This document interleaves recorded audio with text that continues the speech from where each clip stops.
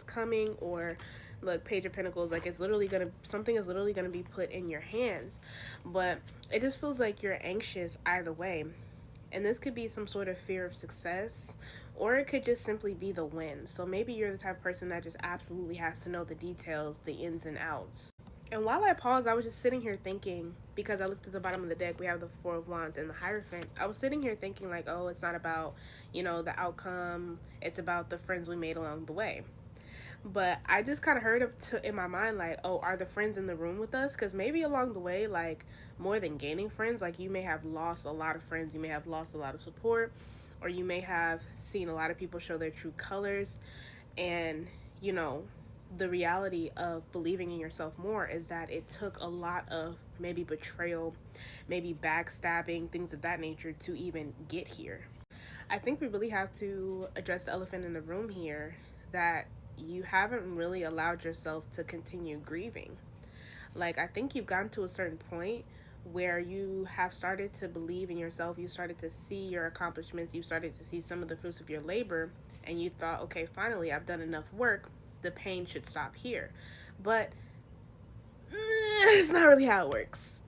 The truth is, your anxiety is coming from the fact that there are all these emotions resurfacing that you felt like they don't belong in your current chapter.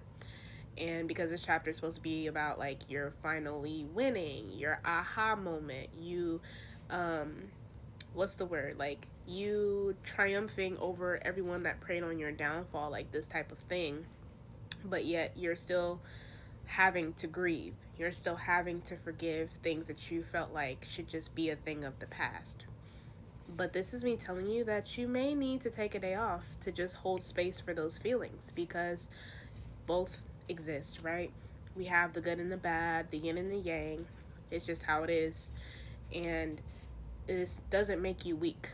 You experiencing these feelings resurfacing, it doesn't make you weak. That's why winning can often be bittersweet, because it's like, okay, we won, but at what cost? And it doesn't mean that it's not worth it, but it does mean that, there's a sense of needing to have some sort of burial. So maybe that's something you need to look into, or maybe that's something you may want to do, is a send-off of these emotions that have been, kind of haunting you thus far. A send-off of all the people that you had to leave behind. A send-off of all the people that you may have had to put in their place. A send-off of past careers, of past ways of being, of your past self. And that way you can truly be like, okay, I held space and I put it to rest.